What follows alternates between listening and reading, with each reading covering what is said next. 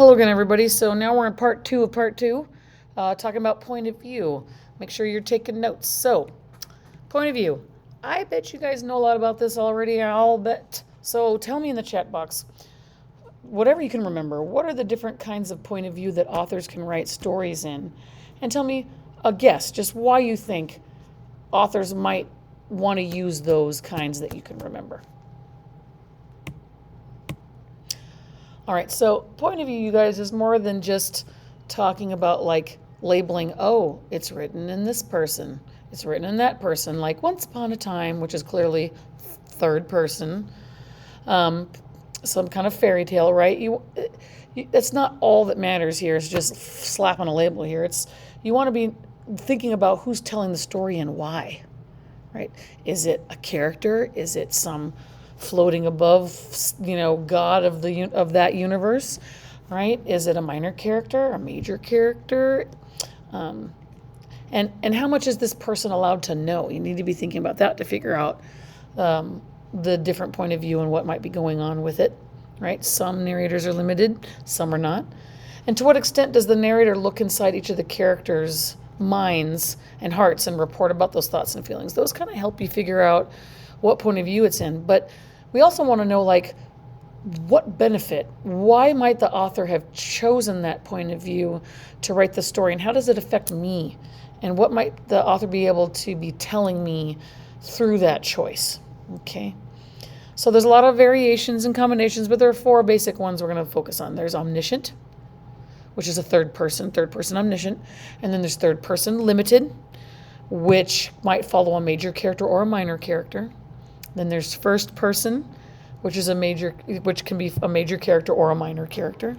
And then there's second person. So we're going to go through all of these. You don't need to write all this now. We're going to go through each of them one at a time. I'm just previewing for you. Okay, so let's talk about the third person omniscient point of view. So it is third, right? It is not going to be a character if it's this point of view. It's going to be kind of like a floating omniscient God that knows everything that's going on, and they're able to tell you whatever they want. Right? They have unlimited knowledge and presence. They're everywhere and know everything for that world. And they might even interrupt and start talking to you and breaking the fourth wall. And they can comment as much or as little as they want. Like with Scarlet Letter you're going to read next year. It does talk in first person in the beginning, and then they're supposed to be like narrating this whole thing that happened in the past. So it's kind of first person, kind of third person omniscient.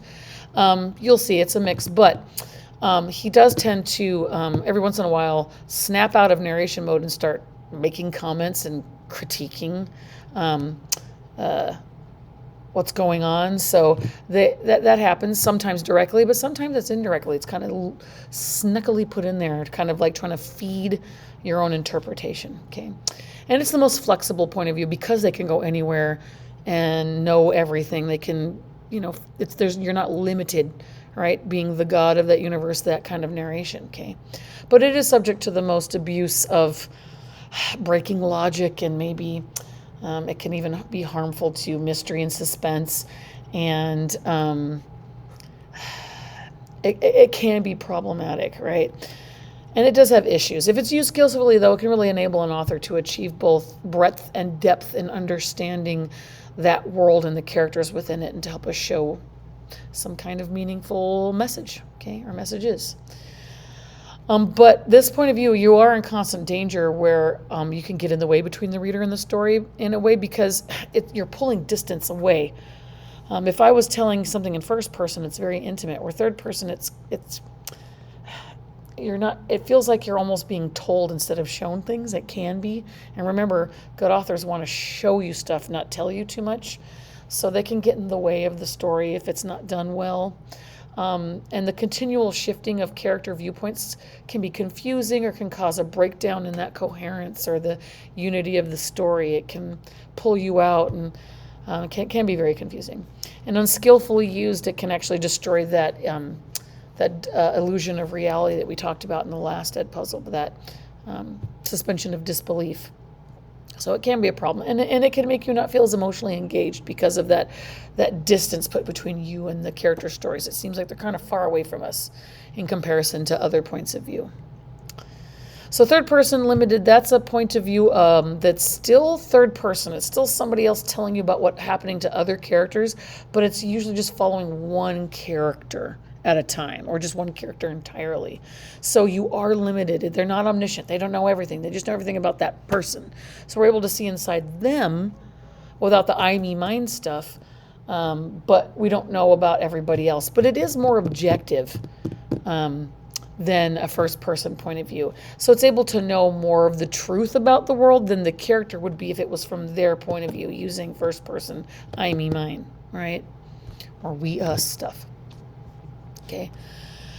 They may move both inside and outside of the character, so we can get into their minds, but we can also see on the outside, but they never leave their side. It's kind of like this ghost or, guardian angel kind of following and telling the story from their point of view, rather than them telling their own story, but it is focused. Okay. I believe Game of Thrones was written in this point of view, from what I recall. Each chapter would follow a different character, and we would know what was going on in their hearts and minds.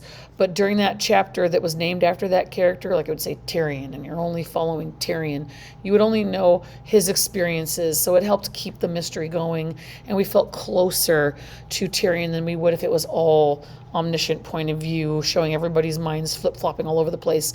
Then that one chapter, we're just focused on him. We can kind of understand him, but we are not getting the subjectiveness that would cause maybe questioning in what's really going on if it was Tyrion telling us firsthand about his experience. And so they might do some interpretation about the thoughts and behaviors of the character, rather than, a lot of times if it's first person, most of the time they may not be analyzing why they do what they do or what they say or what they're thinking. They do, I'm sure they can, but probably not as truthfully maybe as this one does. So it does have that benefit. So they do know everything about that character's point of view, that even that character doesn't know about themselves. And that reminds me of this beautiful line in Julius Caesar by William Shakespeare. This character named Cassius says to the other character, Brutus, "Tell me, Brutus, can you see your face?" And Brutus says, only by reflection. And the point that Shakespeare's trying to make is this, using it as a metaphor. You know you will never see your face, and you can't. You could see a reflection of it. You could see photographs of it. You could see a fuzzy kind of outline of your nose and your cheeks and your eyelashes, but you will never see your own face live with your own eyeballs. And that's a metaphor for us, in that we will never fully know who we are because we're inside ourselves. We can't. We just can't, because we're trapped inside ourselves. We don't know how other people see us. They might tell us, but we really don't know how we kind of look, not really, as we're moving through the world. And we also, there's lots of things about us that we don't know about ourselves, that we're blind to. And the only way we know them is if somebody else tells us. And even that, we are still going to be filtering through our own perceptions and agendas and biases and, worries. Okay, so it's kind of like this expression that Alan Watts, an Eastern philosopher, said. He said, trying to know who you are is like trying to bite your own teeth. You can't. You can't bite your own teeth, because you use your teeth to bite. You can't bite your own teeth, right? It's like water can't be wet. It is wetness. Talk to your chemistry or physics teacher about that one. All right. Anyway, water makes things wet, but it itself is not actually wet. But because of that limitations, right, we don't have direct knowledge of other characters' point of view, so that can help add to mystery suspense, but that also makes it limiting, and we may not know all the stuff. Okay, so it does limit, but sometimes limitations are good for storytelling. And it can follow, again, a major or minor character, or a participant, or an observer. And the choice is vital to the story, right? Each of these points of view is super vital to the experience for the reader, but also it could even be helping you understand the story better because of that choice. And that's what we want to do when we're analyzing point of view, is trying to figure out what might the author be trying to get us to feel, to understand, to learn with that choice of that point of view, right?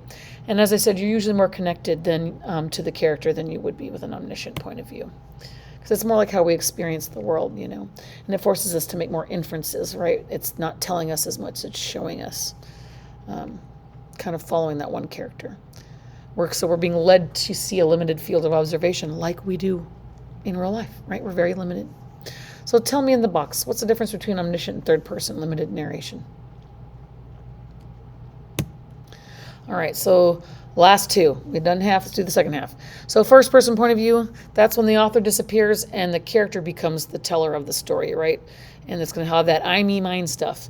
And first person doesn't necessarily always the major character. It could be a minor character. It may be the protagonist. It may not be the protagonist. Like in the book One Flew the Cuckoo's Nest you might read next year. The narrator, it's in first person point of view. It's told by a mute schizophrenic who is watching what's happening in this mental hospital and telling us about the main character, Mr. McMurphy, who comes into the hospital and changes everything, for better and worse. And we are hearing his observation, but because of that, he's not reliable. It gains immediacy. We feel sorry for him, and we're able to see his experience of the mental hospital through him. But he's not really the main action of the story. He's telling us about McMurphy, right? So I wouldn't call him a minor character. He is in the first half in a way, but he becomes more major as we go further into the story. But he's more of just of an observer, okay? So, and Great Gatsby, same thing. It's first person point of view through him confessing about what happened in this story. But the protagonist is Jay Gatsby, and Nick is his neighbor, and we're kind of seeing this thing happen with Jay Gatsby through Nick. Now Nick's more of a major character than Chief Bromden in One Flew the Cuckoo's Nest, but sometimes they could be more of a participant or more of just like a kind of fly on the wall. It kind of depends. It's got the freedom to do that. And it really helps with what's called dramatic irony. That's where you, the reader, are able to figure stuff out that even the narrator, the character themselves, is oblivious to, right? That's that I know something you don't know. That's dramatic irony, right? And it helps us kind of understand that our capacity as human beings to be very limited in understanding our world and who we are and our misperceptions of things. But it is a really strong emotional vantage point. Okay, but it is a standpoint from one person's point of view of how things went.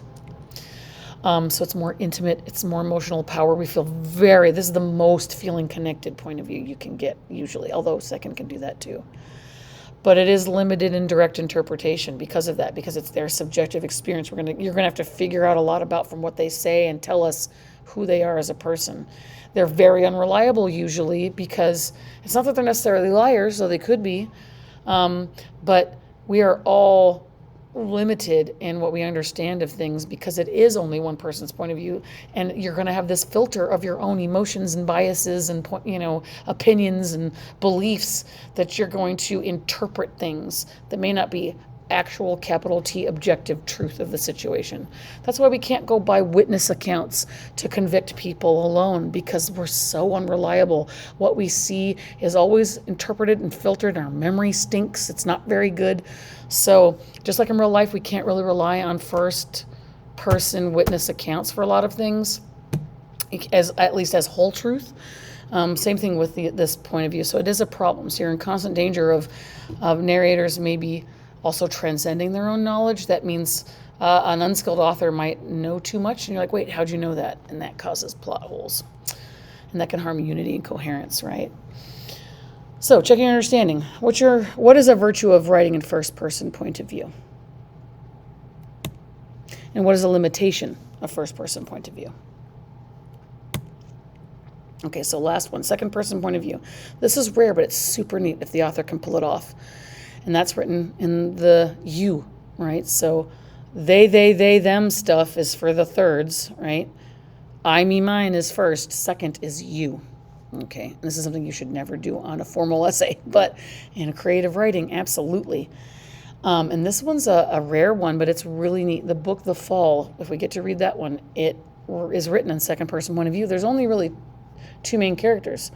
The narrator, who is a character named Jean-Baptiste Clémence, who's talking to you. So you are the other character who does not speak. They only respond in their thoughts, right? You will respond to him in your thoughts, but he'll be talking to you. You are being addressed, okay? So he'll be telling you stuff about I, me, mine, this is my experience, but It is, in fact, he is talking to you the whole time, literally talking to you. Okay, well, figuratively, because he's not real, but you know what I mean. So here's an example of a second person. And it says, you are about to begin reading Italo Calvino's new novel, If on a Winter's Night, a Traveler. Relax, concentrate, dispel every other thought, let the world around you fade. So it's just, you are being addressed. It's interesting.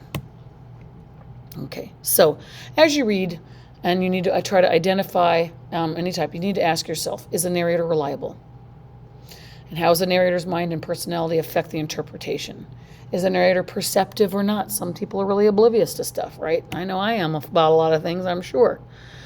Whether the interpretation can be accepted at face value or discounted because the character is ignorant of something, or is, foolish or stupid about something, or is in the total denial, has some kind of self-deception going on, right? Is the narration consistent, or is it shifting, right? Remember, shifts, it's always important. What effect or purpose did this choice have on you as the reader and to the meaning of the story? And how does the point of view choice contribute to the meaning or effect of the work as a whole? So this is something you definitely want to be, these are the kinds of questions to be thinking as we're analyzing this, okay? Right. But how do you determine the point of view in a story, right? First you have to identify it, and then you have to analyze it, right? What should you look out for so that you can tell which kind it is? Tell me in the box. All right, hopefully that you caught my point. If it's third omniscient, if they know everything and they use that they, them stuff, and they're not a character, right? Third limited, it's still they, them, but it doesn't know everything. It's only following maybe one person at a time. You could tell it's second person if it's using that you stuff, and first person if it says I, me, mine, we, us, pronouns. So pronouns really help figure this out. So tell me in the box, which one is this? Tell me, which one is this? Tell me, which one is this? Tell me, which one is this? Tell me, which one is this? All right. So hopefully from the feedback you were able to correct any errors, and that you're feeling more confident in being able to identify point of view. But I bet you guys know this stuff. I bet you do. But now I want to just show you one last little thing, and that's how some example ARNs for looking at the meaning of point of view that you can make ARNs for. Now, I do want to warn you about point of view. It's not always a lot of pay dirt and meaning analysis. I would only do these if there's something special or different, there's a twist. Or you would want to maybe do it as for the story as a whole. I would limit your point of view analysis to one ARN per story when you're allowed to do whatever ARN you want, not just the ones I'm telling you to. I would limit it to one, unless there's shifting going on. Then that would be okay. All right, but here's an example just to kind of show you. So again, we're looking at the story Snow Day. And in Snow Day, remember, she's talking to a raccoon, and she doesn't know this yet at the very beginning of the story. This is right at the beginning of the story. And I highlighted the quote, all right, I said, looking around, who's the ventriloquist? So I can tell from the pronoun I said, looking around, that this is first person point of view. And in this little section, and so I'm wondering at the beginning, why did the author choose first person point of view? Why is she doing this? And so here's the analysis and the questions that I'm putting forth for the meaning here and the why. So I put, did the author choose first person point of view just to add mystery, suspense, right? To help us just be kind of confused, like who's talking, right? Or was it to make us wonder if she's crazy, to suggest she's an unreliable narrator? Or, because I mean, most of us would also be in massive doubt of such a strange event, right? Is she trying to get us to go, sometimes we're not crazy, the world's crazy, right? Or sometimes we don't believe things because we don't expect them or they're unusual, right? But anyway, and then I went on, or is this to connect us to the narrator using first person point of view, to force us to look into our mirrors? Or is it for all of these reasons, right? So I'm wondering, in a nutshell, I'm trying to wonder, like, is she putting it in first person point of view so that we put ourselves into her shoes and we start questioning our own reality and who we are as people, right? To have that putting us in this person's shoes, because we don't even know her name, the narrator.